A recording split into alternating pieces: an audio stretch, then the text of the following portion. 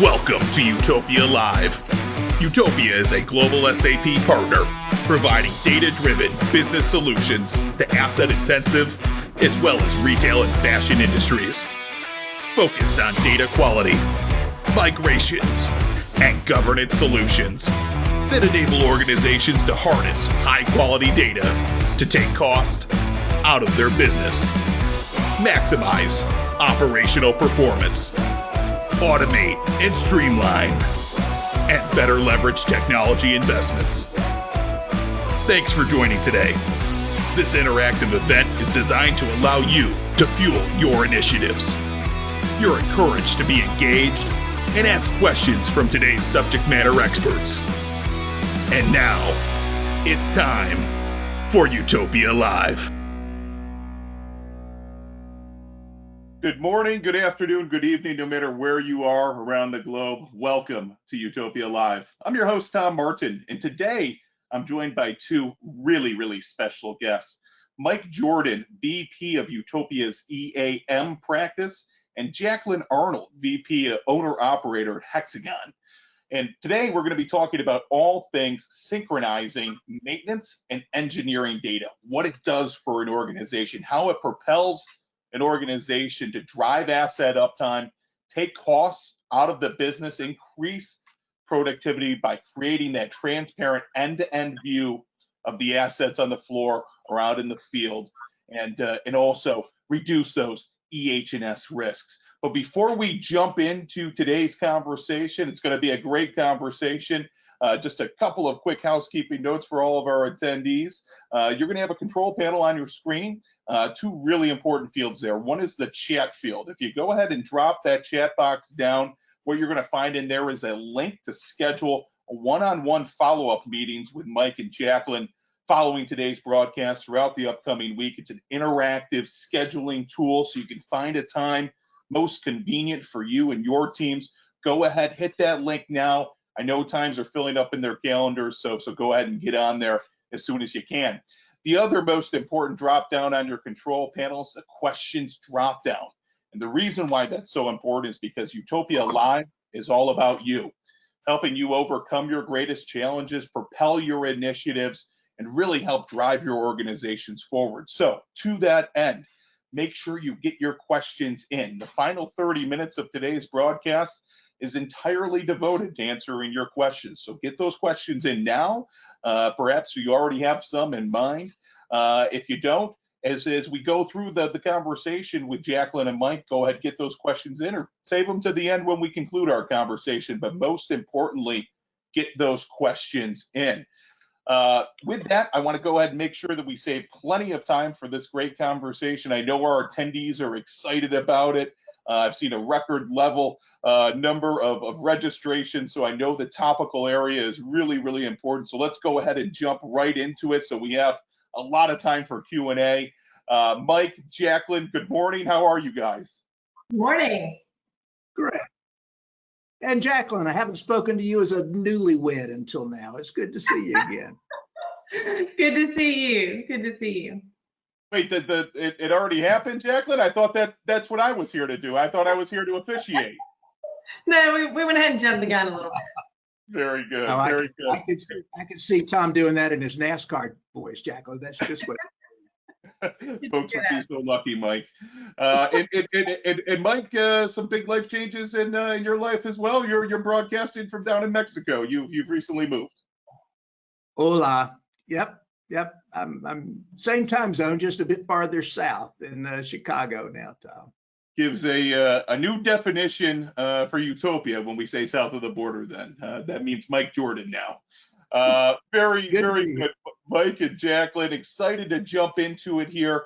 Like I say, I want to save plenty of time for questions, so let's go ahead and hop right in.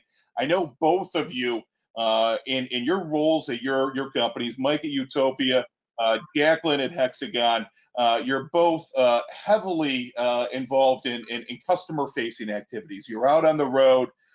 Pre-COVID, you guys lived your lives on planes. You're out there, very customer-facing roles. You're meeting with folks in engineering, operations, maintenance, reliability, so on and so forth. and you're talking with these folks on a daily basis. So I want to turn it to you right away and say, what are you learning from these conversations that you have in the realm of engineering and maintenance data? What are the problems that are out there? What are customers telling you? Mike, go ahead and get us kicked off. What do you hear out there?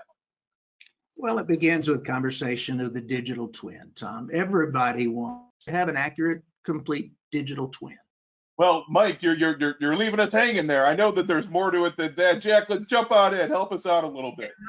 A man of few words, right? Let me help Mike out a little bit.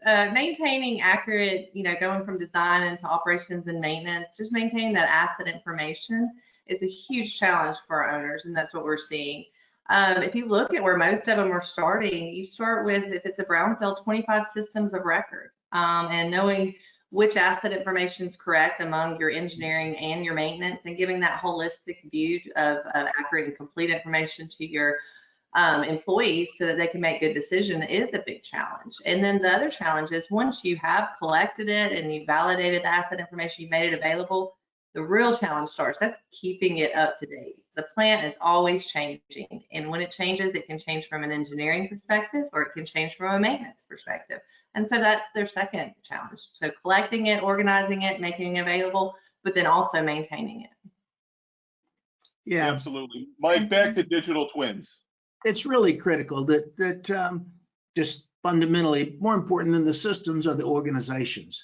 It's key that for a plant to operate safely, efficiently, effectively, that the maintenance guy is making decisions based on the same asset as the engineering guy, the reliability guy, the operations guy.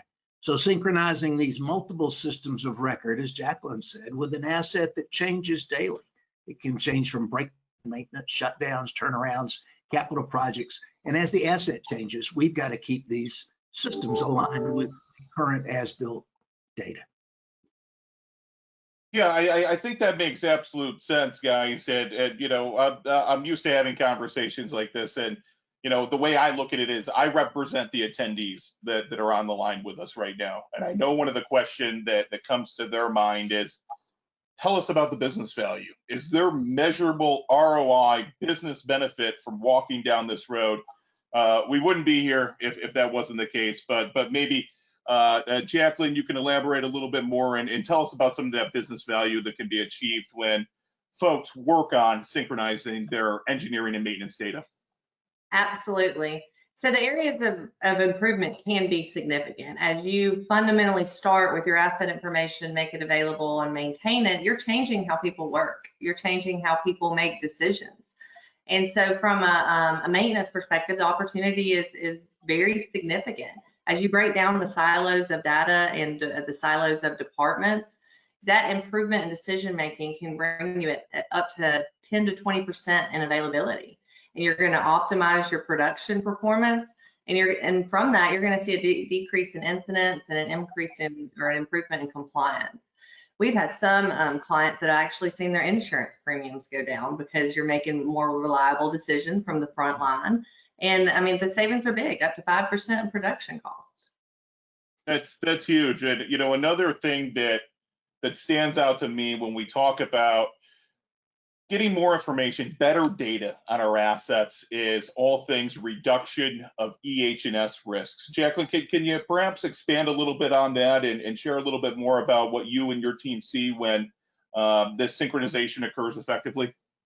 So as you have that accurate information, let's say that you have an event, or let's start with that one. You have an event. When you respond to that event and you start investigating whether it's a catastrophic leak or a personal safety issue, you have more information about what surrounds you in terms of the asset and the information to, one, troubleshoot it quicker, two, make the decision faster, react and mitigate it. So right there, you're making an impact on a reactive basis.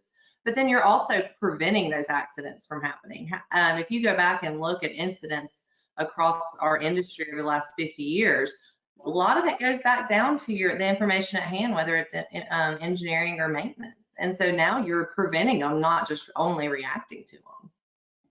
Yeah, absolutely. That makes great sense. And Jaclyn, obviously not just an EH&S thing, right? I mean, of course, we've got to keep the assets up and running. We don't want them to have catastrophic failures. But if we look at incidents that have occurred in the past decade, I'm not going to name names, but several of them stand out in mind.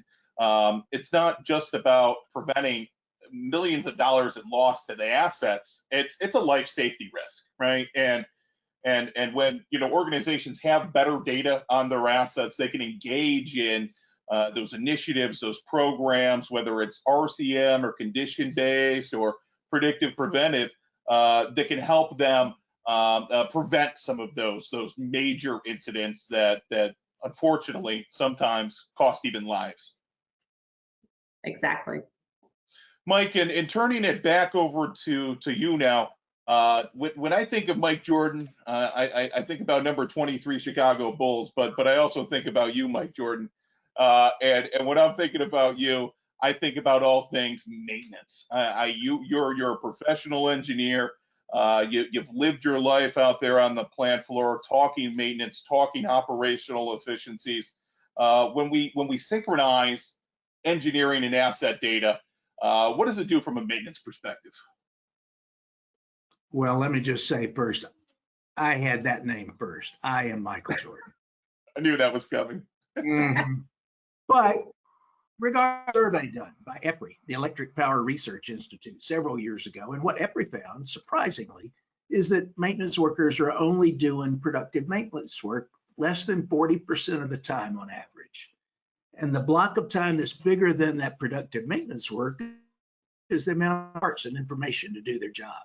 So if we can get the data right, if we can put accurate maintenance plans, accurate task lists in the hands of the maintenance guys, if we can build accurate bills of materials so they have accurate spare parts, imagine reducing that chunk of time they spend looking for parts and information.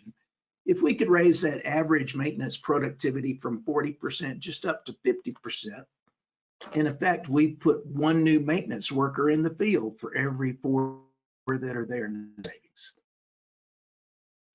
Yeah, that makes great sense, Mike. And to me, the phrases along the lines of increased wrench time, increased first call resolution. I mean, that's what it's all about. It's all about eliminating the lost time that's spent looking for tools, looking for parts, looking for locations, wondering if you're at the right asset. Do you have the right skills to get the job done?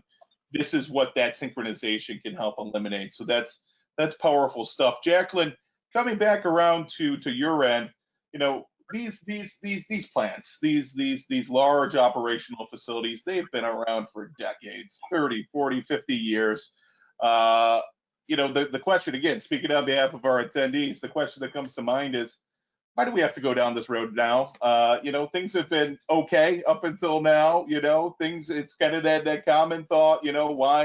Why try to reinvent the wheel? Why are folks going down this road? Why does everybody have a smartphone and not a flip phone? I know in this I can't ask a question back to a question, but I mean it has a relative point, right? The way that work's been completed in the past has to be challenged. I mean, innovation is no longer optional for businesses to stay relevant. You've got different generations coming into work that are going to be like my kids, and they're going to expect the data they need at their fingertips without having to look around for it. They want to be efficient, and they want to spend their time on value-added tasks. And that's how you get your competitive advantage in today's environment and stay relevant, is that you are efficient and you are moving toward best in class with the technology that's available to you today.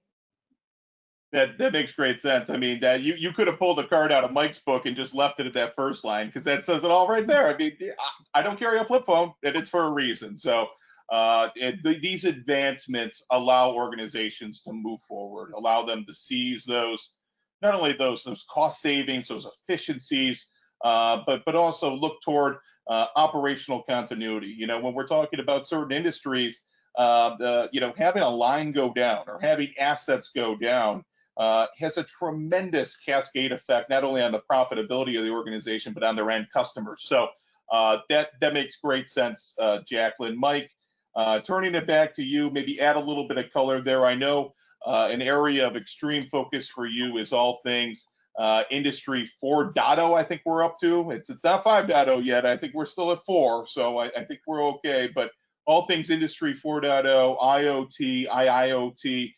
Perhaps you can elaborate from that perspective, Mike. Well, these are the initiatives that are underway now to help organizations stay competitive. It's really about collaboration. It's not just the data in my system that I always look at. It's about collaboration across the supply chain so that a supplier or vendor can look onto my shelf and see when I need new parts and already have them underway. It's about being able to outsource maintenance and have remote organizations come in and do work effectively. For all those things to happen, they have to be built on accurate data. And even if it's a guy that can just recognize the data in my system and know whether it's right or wrong, as we look at collaboration across the enterprise for Industry 4.0, for IoT, for digitalization, that collaboration really is built upon a platform of accurate master data. Yeah, absolutely. And that's kind of a nice segue into the next question that I want to speak about with you guys, and that is data being in disarray. Again, Jaclyn, plants around 30, 40, 50 years, as-built data, disarray. Some of it's locked in silos, right? It's in paper format. Some of it in unorganized, unstructured PIDs, unintelligent drawings. How can we help organizations, customers from asset-intensive organizations find that baseline for accurate data? Well, we start small and we start with what you have. And that's what Hexagon, one, we've understood your challenges, like from the first question we talked about, right? You've got lots of data in lots of different places. So we have our brownfield story. We can take what paper you have, we can take what electronic files you have, and we can connect your data and help you have visibility into, is it complete and is it accurate? So we've been doing engineering for over 40 years, and then we bring the brownfield, and we've been supplying digital twin platforms that help you get started. And then we help you, the second part of the challenge was connecting or keeping it up to date. And that's one of the big things about our connection into SAP, is that whether the change starts on the engineering side or whether it starts on the maintenance side, we can help keep your systems and your digital twins up to date. The other thing is considering if you don't have visualization. So the beauty about bringing maintenance and engineering together is the visual that engineering has, right? So we can take that and give some better visibility. But if you don't have it, think about laser scanning. We're doing some really cool technologies with AI to where we're reading PNIDs and auto tagging equipment or suggesting what's under installation in equipment. So some pretty advanced things to help you get going once you start with what you have and you build up on your digital twin so that you improve how people work and the information they have and how it can be easily absorbed to make better decisions. That makes great sense, Jaclyn, and a lot of transferable points, I'm sure, for Mike. Mike, help us out on the maintenance operational side of things. What do you see there? How do we help folks establish that baseline of accurate data? Well, this is why we like Hexagon. We get along. We agree. It's not a big bang. Nothing about this. Hey, Mike. Hexagon? Did I say Hexagon? I said Hexagon. We like you guys. So there's no need for a big bang with this technology. We can address the business needs of the moment. The first place we often work in a brownfield facility is let's look at safety critical equipment. Let's look at process critical equipment. Let's look at rotating equipment. So now we've taken the most important to the process and the things that break the most. We can cook that down to perhaps 20% of the assets and then start with just manufacturer model number. We can take it from a laser scan that Jaclyn does. We can put tools that collect photographic name tags in the hands of the maintenance guy.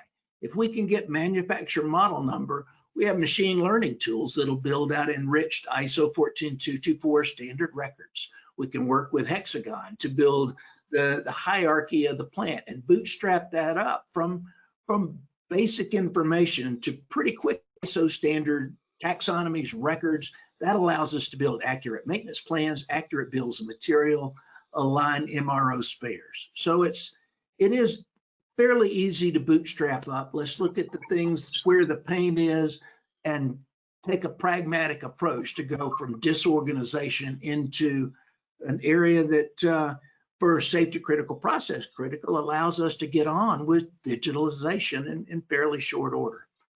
Yeah, I think that kind of resonates with our attendees, Mike, and with the broader community out there. And I want to swing back to that as we close out the conversational portion of today's Utopia Live. But before we do, turn on the news this morning, right? And you've got COVID-19 reports that just dominate the headlines. It's sadly it's the number of deaths, number of infections. It's country by country. In the U.S., it's state by state. It's overwhelming the news. So that's where my mind goes right now. We've got COVID-19 happening. It's a global pandemic. Are there reasons that we should be thinking about this right now in particular? Jaclyn, go ahead and get us kicked off, maybe. I can say since the pandemic has hit, a lot of our clients have been able to seamlessly engineer from home. So once you have that platform in place, as long as your laptop's portable and you can go home, then you can continue to design just as you was in your office. Some of the other clients, that are looking to digitize or haven't yet may get caught in the situation of they're still pushing the paper from desk to desk for wet signatures and things like that. And that really gets disrupted during the pandemic when everybody's working from home or non-essential or at home. So I can say if you digitize, you can continue to work seamlessly, ensuring that your management of change doesn't break down and you're not losing the efficiency of your employees from working at home. Other ways that we've helped is really just having that backdrop to do workforce management and be able to know if you have, your essential workers on site, have they interacted with one another? Have they been tested? What's their temperature? Has the areas been cleaned? We give that visual background to the plant so that you can overlay those locations of people and things like that to help mitigate and prevent the spread of the virus. Yeah, that makes good sense, Jaclyn. Mike, I know when we were kind of talking before we hit the record button today and jumped onto the live broadcast, we were talking about all things critical part availability and what can occur or what can happen when engineering and maintenance data is synchronized. Can you share a little bit more about this critical part availability? Sure. We've got a customer now that we're actively working with. We were in the process of digitalization, getting them ready for the transformation, and Utopia had taken on the data track. Their situation is that they work for years. They have numerous plants doing roughly the same thing, but each of these plants are fairly autonomous. So within their plant, they have their own naming for equipment, their own naming for spare parts, and their local suppliers of spares. They've worked that way for years and it's worked great. But now with the fragile supply chain environment, really brought on by the pandemic, they began to worry that maybe my local supplier is not going to be available. Maybe they'll go out of business. So how do we standardize? How do we normalize the data across plants? Just as we were in that conversation, they had a plant go down. They said, we've got a central piece of equipment that has this spare part missing. Their local supplier couldn't provide the spare. Well, Utopia had worked with them several years ago doing data transformation of their plants in North America. They came to us and said, here's the part that's missing. What can you do? Well, we sent it to our offshore team. They pulled this archive of data, and overnight they were able to say, you just had manufacturer model, but here's the complete UNSPSC description of that spare part. Based on that description, you've got that same spare part in your material masters in 3 plants in North America. Call them up. They call it something different, but it's the same part. See if they can overnight it to you. And beyond that, here are 5 functional equivalent parts made by different manufacturers, but with the same description. And here are suppliers for those parts. We did that overnight because we have a machine learning environment that does that transformation really quick. We can tackle millions of records in very short order. We're now putting that data right, deploying it in a sustainable infrastructure from SAP, and we're doing that data transformation that's dealing with their long-term efficiencies, but immediately it's making them able to respond in a suddenly pandemic fragile supply chain environment. So almost fair to say it's helping them keep the lights on during COVID-19. Fair to say. Yeah, I mean that's when folks ask where is the value in this sort of work, this sort of partnership, that's where it's at right there. It's, I mean, for some organizations rather, it goes to that extreme. It's about keeping the lights on even. So with that, Jaclyn, I want to turn it back to you.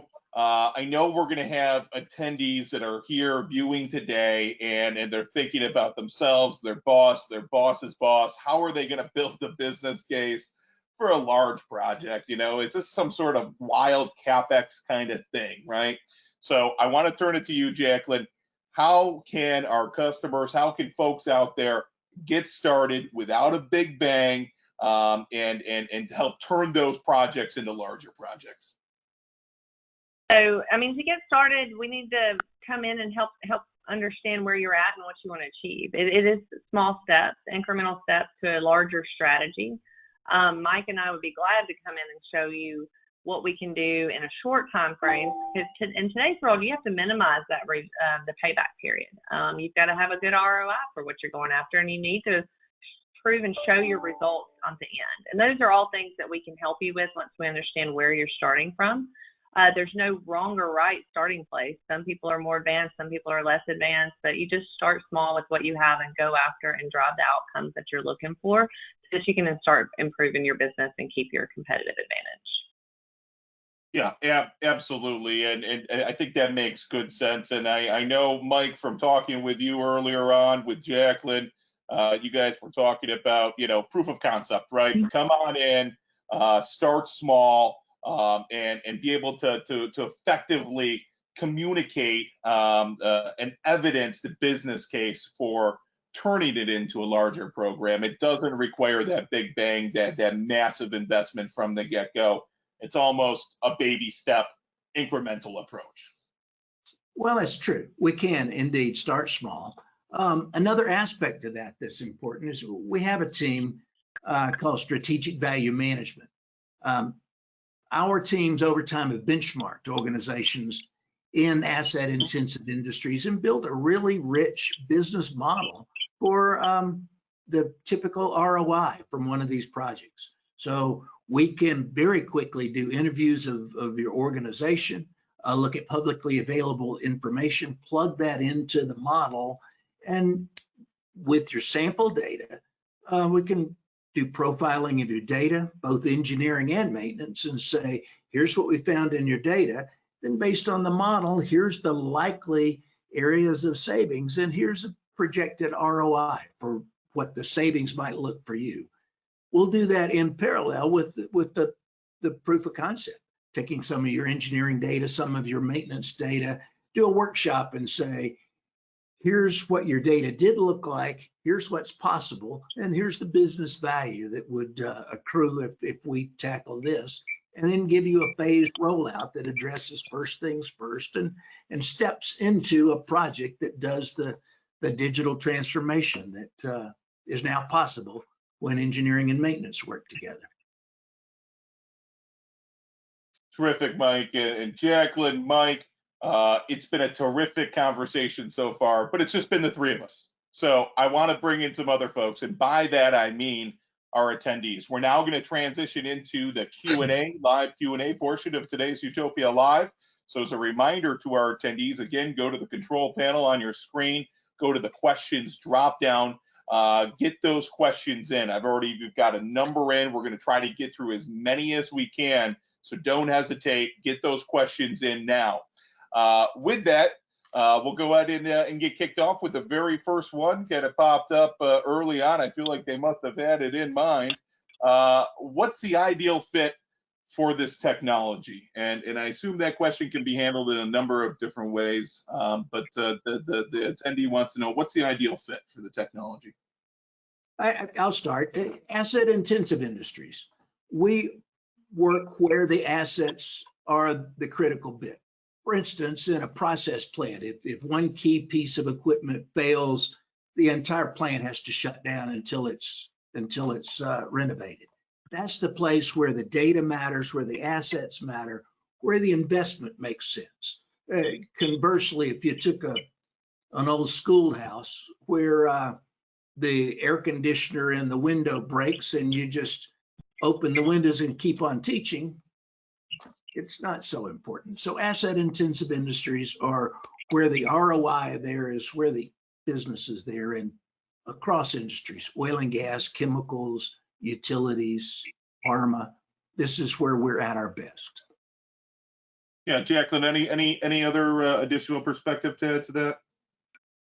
If you have an appetite and you know that you're making bad decisions and people are inefficient and you're increasing your overtime because you've got to have more people to execute work the way you're doing, and you have that appetite, then you are a right fit.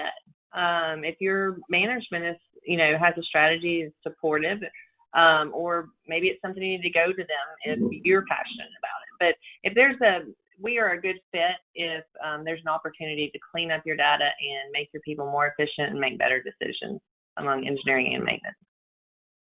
Great. So staying along the technology lines here, is there a specific version of SAP plant maintenance that's required? No. Our technology is SAP.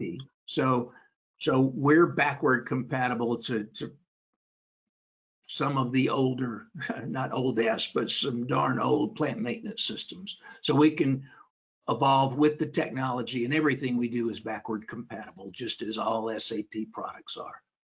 And all the way up to the newest, bright and shiniest. Exactly. Is Hexagon a prerequisite for the Utopia solution? Absolutely. I'm just kidding. You scared folks, Jaclyn. Just kidding. No. And vice versa. We complement one another. And so the only comment around that is if you are spending a lot of time and effort and initiative around getting control of your maintenance data, really consider how you complete that management of change loop. Engineering plays a very big role in that. And whether it's Hexagon or you're using another asset information management, that really needs to work nicely together. Or you're going to end up back where you started, which is bad data that's not trusted and worse decision making, right? Absolutely. Mike, I think it's probably a good question for you. You're the old maintenance guy. A 40 to 50-year-old plant, this attendee says, like ours, we might not have all the equipment catalogs. How would you go about capturing the data? Well, we can start as simply as a photograph of the brass tag. If we can get to accurate manufacturer model information, then we have machine learning tools that will do the data mining from there. And we can go two paths. One is our machine learning tools will go to the manufacturer website, do the crawling and scraping of the manufacturer website to pull down the rest of the master data from the manufacturer website.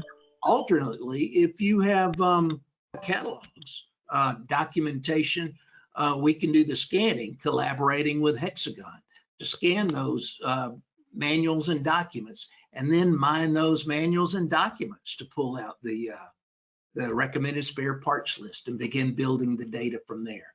So all of our customers are brownfield customers for the most part, and we've made our living starting with brownfield data and bootstrapping up the data necessary to carry forward with digitalization. That's a hard. It's a mouthful. Is the connector only for SAP plant maintenance? How about other systems like Maximo or Infor EAM? And from a Hexagon perspective, the SAP connector is productized and out there today. We're in the midst of issuing or coming out with a Maximo So we will have Maximo also. Those are our two leading ones in maintenance. There's some others that I've spoken with product about maybe considering some smaller ones that are in the maintenance world. But we certainly work with SAP. Maximo's right next to it, and then we'll see what the smaller ones that we work with. And from our side, we too are deploying connectors to all of the major EAM systems. The SAP Master Data Governance tool is purpose-built to collaborate among maintenance systems, so we can address Maximo, Oracle, Infor, and most of the other major EAMs. Great. Next question from an attendee. They want to know, does SAP sync information back to Hexagon's SDX when a change is implemented as part of a work order and not engineering? Yes, we do. And there's two ways that happens. When change is initiated on the engineering side, an engineering change order is released to operations. That begins with engineering. The Hexagon workflow kicks off the SAP, the MDG workflow, and we go process the maintenance side. When we do that, there's a bidirectional handshake so that maintenance says, okay, we've executed the change and here are the hooks. So we have a bidirectional audit trail that starts at one end, ends at the other, and both engineering and maintenance know the change is complete. Alternately, maintenance can make some changes where they initiate the work, like a like-kind replacement. Maintenance guy goes to the field and equipment is down. He doesn't have the same manufacturer model, but he has an equivalent from manufacturer model. That's a change that maintenance can initiate.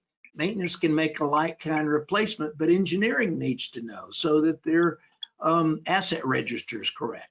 So when maintenance makes that change, we will call the engineering system and kick off their workflow and say maintenance made this change and initiate those workflows on the Hexagon side so that engineering can do the remediation. Excellent. And Jaclyn, we'll go ahead and transition back over to you for it appears to be a Hexagon question.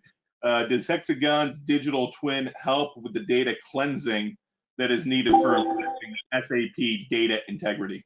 Absolutely. So like I spoke about brownfield gatherings earlier, we can take it all, your paper, your documents, even databases that you have, we can combine them so that you know that Pomp 101 was in 5 different places and it shows this design pressure, and you can validate, or you can understand that I don't have my pressure documented for this amount, for these amount of assets. And then we can pass that more of a cleansed data over to maintenance to be loaded to. That makes good sense. And the next question, it might be a joint question for both of you. Our facility is a Hexagon Smart Plant Foundation, or has a Hexagon Smart Plant Foundation, and may want to integrate SAP MDGEAM /AIW, meaning SAP's Master Data Governance for Enterprise Asset Management and SAP Asset Intensive Workbench.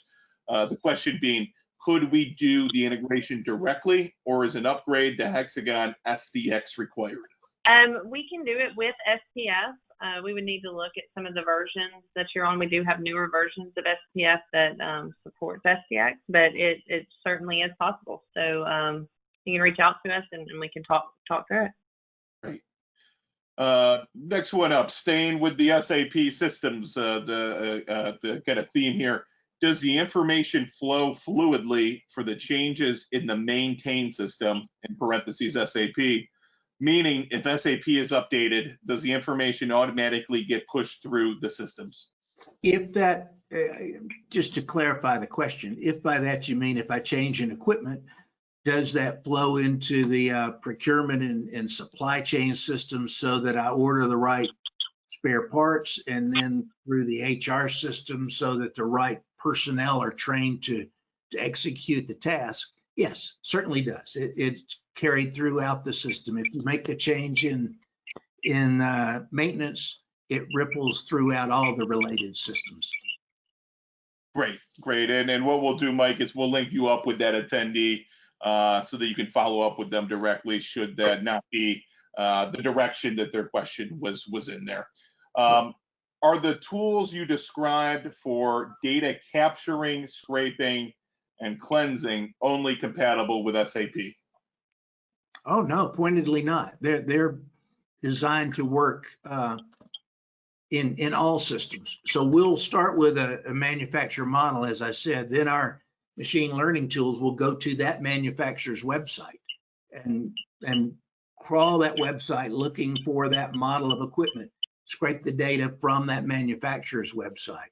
Alternately, we can look to those documents and drawings and scrape the data from there. So we're looking for all of the brownfield equipment that's outside of SAP. Very good, very good. Jaclyn, headed back your way with a Hexagon question here. If we have a SAP data integrity project, sounds like this person might, is it the right time to expand the scope to explore Hexagon's digital twin technology for engineering design information, or is it better to complete the SAP project first? From what we've seen, I mean, working collaboratively on the engineering and the maintenance side simultaneously gives you a good advantage to ensuring that you're considering management of change. So if you did the SAP building block first and you got all of this information in there, are you going to have a gap in time to where you're not getting your updates as things are changing on your design or engineering information? So that's why it makes good sense, as you're already looking at what you want to do in SAP, to expanding that further into how you design and engineer and do your management of change. That's why it's important to not do it after, but to do it with it. Yeah, absolutely. Good. A question here that warms my heart a little bit, coming from this particular space. It looks like we have a reliability professional on the line with us, Mike. How can the synchronization of engineering and maintenance data play in the reliability-based maintenance and in the reliability field? Well, that's a good question. The equipment or in a maintenance system doesn't stand alone. So it's really in context that you can do a risk matrix, that you can really assess the impact of surrounding equipment and systems on the equipment. So reliability-centered maintenance is really a context-driven situation. So you really need the engineering data to do the best level of assessment. So it's a much stronger analysis when you give the reliability system the context of good engineering data. Great. And I think we are at the top of the hour. What I want to remind our attendees is that if we did not have a chance to get to your question, I know there are quite a few here still remaining. The teams at Utopia and Hexagon will be happy to follow up with you directly, get those questions answered. So let's go ahead and conclude. One final question.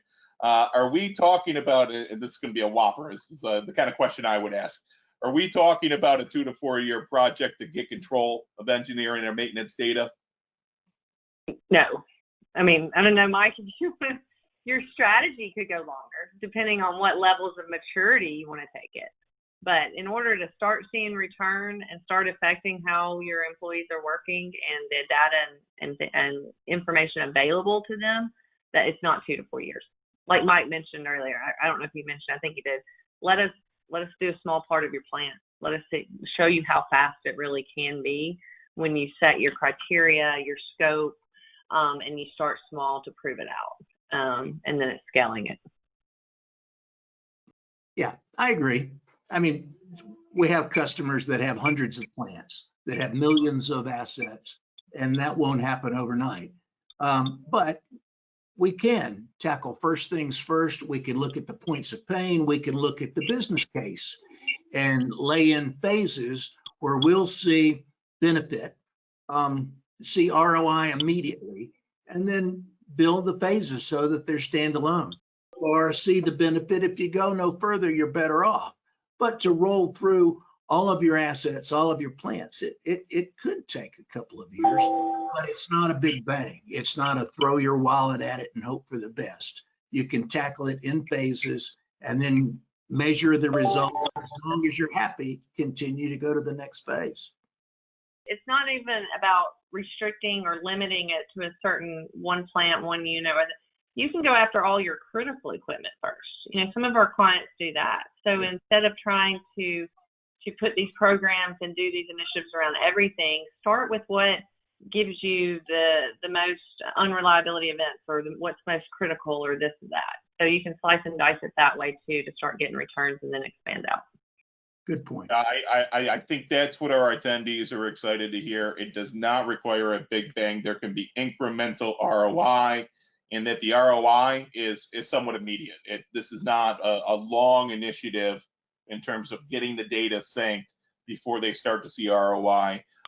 There's an accelerated manner by which to achieve that ROI. So with that, I want to thank both Mike and Jaclyn. Before we go ahead and sign off, I just want to remind our attendees, go ahead and go to that chat feature in your drop-down control panel. There is an interactive scheduling link there to find time on Mike and Jaclyn's calendar for a one-on-one follow-up meeting after today's broadcast. I encourage you to hit that link right now, find that time in their calendar.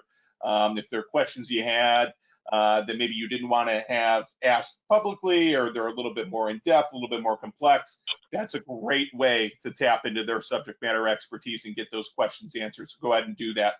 With that, I want to thank our panelists today. Jaclyn Arnold, VP, Owner-Operator at Hexagon PPM. Jaclyn, thanks for being on the panel today. Thank you very much. Thank you, Jaclyn. And Mike Jordan, VP and Practice Owner for the EAM practice at Utopia. Mike, always great to have you on the panel. We love tapping into that thought leadership. A pleasure. Thanks, folks. We look forward to hearing from you. Excellent. And with that, special thanks to Mike and Jaclyn, but also special thanks to all of our attendees of today's Utopia Live. We continue to wish you the very best and continued health as we continue in this global COVID-19 pandemic. We look forward to seeing you on the next Utopia Live. Thanks for joining today. We trust you found the content to be valuable and hope that it will help fuel your initiatives. You will soon receive an email with a recording of today's Utopia Live, along with the presentation deck and a link to schedule a follow-up discussion with today's subject matter experts. Utopia looks forward to helping solve your greatest business challenges. For more information and to view all prior Utopia Lives, visit utopiainc.com/live.